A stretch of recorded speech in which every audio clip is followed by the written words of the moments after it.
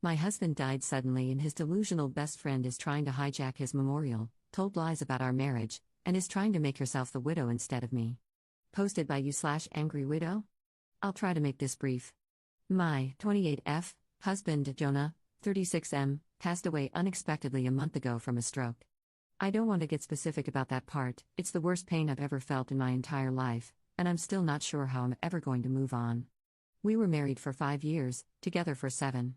For the past 2 years, we've been trying for a baby, but we're just getting to the point of considering IVF when he died. Jonah had a close friend in high school named Marjorie, 33F. Marjorie also ended up going to the same university as he did, and they spent a lot of time together during those college years. Jonah said that he liked Marjorie's company but never felt anything beyond friendship with her, which I totally believe. Jonah dated other women during that period but told me that several times Marjorie hinted that she wanted him to ask her out. She also joked about wanting him to be her plan B in case she didn't meet someone and get married by 30. By the time I started dating Jonah, he had moved a couple of hours away from his hometown, and Marjorie. Despite this, Marjorie immediately began finding excuses to come to our town and hang out, which usually involved her encouraging us to go drinking and then her passing out on the couch at Jonah's apartment. I didn't mind her for the most part, but she had a habit of saying things like, "You know you ruined our marriage pact, haha," and pointing out all the things that she knew about him, like what he took in his coffee, his favorite bands, etc. Over the course of our relationship, and especially after we got married, Jonah definitely put some distance into his relationship with Marjorie. He confided in me that he felt he had outgrown her and that they really had little in common anymore. He stopped responding to her invitations to hang out as often, though he would occasionally call to catch up out of guilt, especially when she would text him or leave messages saying she was so sad he was ignoring her and the like. But now he's gone. I had him cremated, like he wanted. We haven't done the memorial service yet. It was too hard for me to even imagine the first couple of weeks, and I also wanted to give time for some out-of-state people to make travel plans. The memorial is this weekend. However, 2 weeks ago, I received an email from Marjorie, sent to around 60 people, including Jonah's family, saying that she was holding a memorial service for Jonah in the town where they grew up, the day before his memorial here. I was completely blown away, seeing as she hadn't mentioned anything to me or even attempted to call. Along with the details, the email said that she was planning the memorial in light of the fact that no other service had yet been held in his memory, and he deserved to be laid to rest with honor. For the record, she was invited to the memorial I've been planning and knew it was happening. I called her, of course, and told her that while I appreciated her willingness to help with Jonah's goodbye, I was already planning a service for him that would involve all of his family and friends. She immediately went on the defensive and said that she had only started to plan a service when she realized I wasn't willing to do it in a timely manner. I told her that the timing wasn't her choice to make, but that if she wanted to have a memorial of some kind, to please just add on the invitation that his official memorial was going to be held this weekend. She said fine. I sent a message to all of Jonah's invited friends and family to make sure they knew the real service with both of our families was going to be here, and then just washed my hands of the whole thing. This week, I received a message on Facebook from Jonah's cousin, saying that Marjorie, who has apparently blocked me on Facebook, created an event for Jonah's official memorial service, her memorial, and invited everyone she possibly could. I've been getting blown up with emails asking which day the memorial is and where. I'm honestly furious. I don't have the emotional energy to deal with this. I ended up putting a post up on my wall, reiterating the date of his service here and asking people to please share it. Thankfully, I think the older members of the family don't use Facebook or email very often, so most of them haven't been confused, but a lot of people now think that Marjorie's service is the real one. I called Marjorie again, asking her to add an addendum to her event saying that his actual memorial was going to be here. She told me that Jonah would have wanted it this way and that if I couldn't appreciate her efforts, I wasn't invited to say goodbye to Jonah. I told her that was fine, seeing as I'd already said goodbye to Jonah when I held him as he died. She hung up. Apparently, she's now spreading information to her mutual friends with Jonah, saying that he was planning on leaving me because I wasn't able to conceive. She also said that we had approached her to carry a baby for us, all absolute lies. His cousin sent me a screenshot of a text where she said that Jonah always thought we would have the cutest baby together and that Op doesn't understand how much he wants children. I'm at a loss as to what to do. I don't care what she says about me, but she's now tarnishing my husband's memory, especially by saying that he wanted a divorce. Jonah would never have left me, and anyone who knows him at all knows that we were committed to each other above all else. I need to figure out how to tell this woman to FCK off without encouraging her to spread more lies. And I also want to just forget the whole thing and crawl in bed and never get up again. Help me, please. Top/relevant comments. Commenter. I'm so sorry for your loss. I can't imagine the pain you must be in right now. Marjorie sounds completely insane and malicious. If I were in your shoes, I'd be very tempted to go scorched earth on her, but that wouldn't be the most constructive approach here. So here's what I'd do instead. Send an email to all of the guests you've invited to attend the actual memorial service stating, just to reiterate, the service will be held at X location on Y date. Do not mention Marjorie, her lies, or the second service. Contact the funeral home and see what can be done to pull the plug on Marjorie's service. Delete and block this woman on all forms of social media, email, your phone, everywhere. Content yourself with the knowledge that if any of Jonah's and Marjorie's mutual friends have half a brain, they'll understand she's out of her mind or at least being outrageously inappropriate. Update 2 days later. I apologize for not updating sooner, but a lot happened over the last couple of days. Thank you to everyone who offered help and advice. For those who offered monetary assistance, Jonah and I were in a stable financial position. I'm going to be comfortable until I decide to go back to work. Your willingness to help was deeply appreciated, however, and I'm truly bowled over by your kindness. I took the advice of the majority of comments and called the chapel where Marjorie was planning her service. I spoke with the pastor, who immediately told me that he had been trying to get in touch with me regarding the service. Apparently both Jonah and Marjorie had grown up in that church. I am not religious, and neither was Jonah as an adult. My voicemail has been flooded, so it's definitely plausible that I overlooked his call. He immediately expressed how sorry he was to hear of Jonah's loss and said he had received my contact info from Jonah's great aunt, who still attends there. He said he was surprised when Marjorie asked to have a service for Jonah, but she had claimed that Jonah and I were separated and I didn't want to be involved. He had been trying to follow up with me, but obviously, that didn't happen. He was very apologetic and said that we could cancel the service or move forward in any way that felt right to me. He said that he knew the church members would appreciate the service, since many of them remembered Jonah as a boy, but obviously Marjorie would no longer have a role.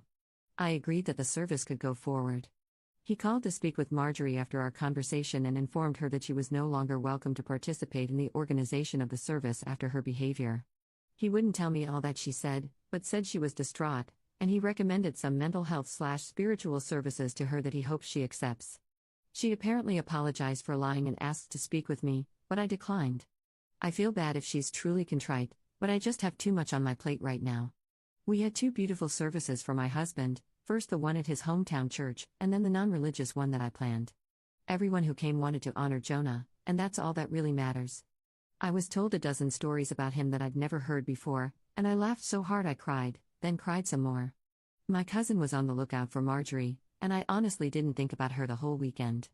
She turned up for the first service, and then the pastor ended up speaking with her, unbeknownst to me. My cousin says he was sympathetic but firm and told her that her presence there would be inappropriate. Surprisingly, she left without fuss. I'm still not sure the situation is entirely resolved, but I got to lay my husband to rest in the way he deserved, and that's the most important thing to me right now. Thanks, everyone, for your support. Top/relevant comments. Commenter. I'm glad the pastor is such an awesome, compassionate person, and that you were able to memorialize your husband with people who cared about him. Ops response. I definitely expressed my heartfelt appreciation to him. I tend to be uncomfortable in religious settings, which is why I immediately told him that I'm not religious, but I was really moved when he said, "That part doesn't matter right now. You loved your husband, and there is always a place for love here." I teared up, I admit. Second update 4 months later. I'm not sure if anyone will remember this post, but I thought I would update since it's been a few months. I haven't been checking my inbox, and I'm sort of amazed I remembered the password at all, but I appreciate all of you who sent encouraging messages. It means a great deal to me. It's been around 5 months since Jonah died, and honestly, it still feels like I'm waking up and living the same day over and over again. I'm in therapy, but the feeling of grief has not subsided whatsoever. Everything reminds me of Jonah, and I still feel like half of me is gone. I'm considering moving out of the country, or at least to a different state, but I also feel like a piece of Jonah is here in the house where we lived. Even worse, Marjorie has still not disappeared. I deleted my social media a couple of months ago in an attempt to simplify my life, but my cousin, who also knows Marjorie, let me know that she has been recently posting photos of herself on Facebook, with Jonah. Some were from several years ago, but she was saying things like "I still miss my man every day and I can't wait until Jonah's baby arrives." She is apparently pregnant and claiming that the baby is my husband's.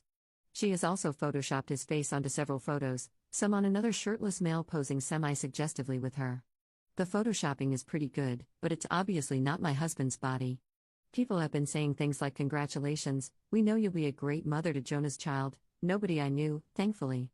It honestly made me feel sick, and I went and laid in bed pretty much all day.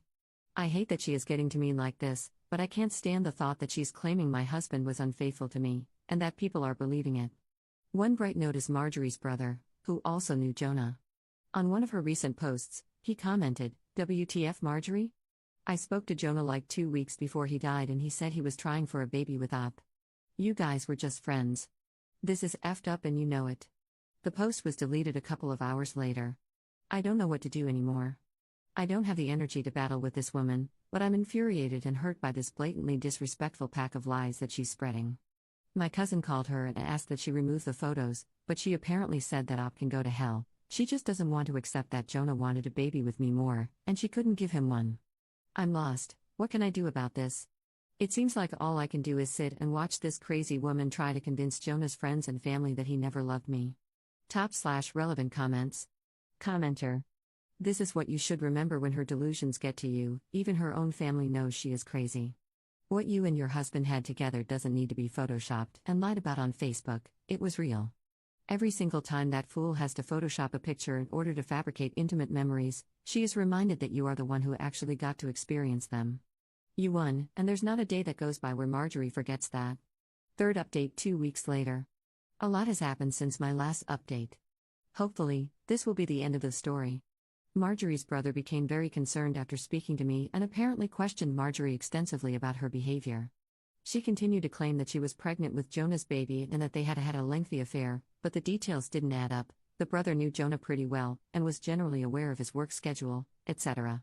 She said they were meeting at a hotel at lunchtime 3 days a week, but he knew that Jonah came home for lunch with me every day.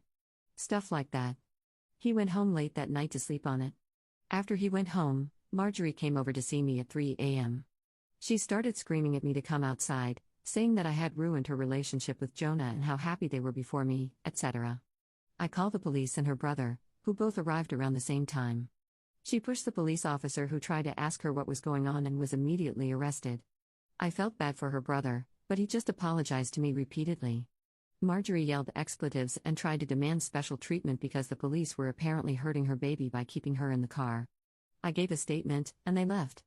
Not exactly sure what happened after, but her brother says she is now under psychiatric evaluation, and is apparently struggling with a mental disorder that he wouldn't name. She has apparently not taken her meds in 2 years. I didn't ask for details, but it seems she is going to get some help. I'm not pressing any sort of charges. Her brother also linked me to his post on social media, where he made it very clear that Marjorie has been having some difficulties, and absolutely none of what she said about Jonah is true. I'm glad this seems to be over, but I've decided I need a fresh start no matter what. I'm looking for a job out of state, and I'll be doing my best to leave my life with Jonah behind. Thank you all for your help and encouragement. Top/relevant comments. Commenter. This is the best update possible. She was a few months shy of stealing a baby from someone's shopping cart. Her delusion had to be shattered, and this was the only way.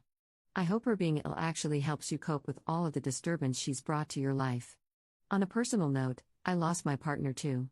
So, naturally, I deeply sympathize with your pain. A lot of people would say that moving doesn't help, and to an extent, that's true. But I get you. I can't set foot in the town we lived in, which is really sad for many reasons. But it is what it is. Moving away from the memories isn't a bad idea. It is hard to heal when you are constantly driving past places that evoke memories. So, good for you on deciding to move. I wish you well with all of this.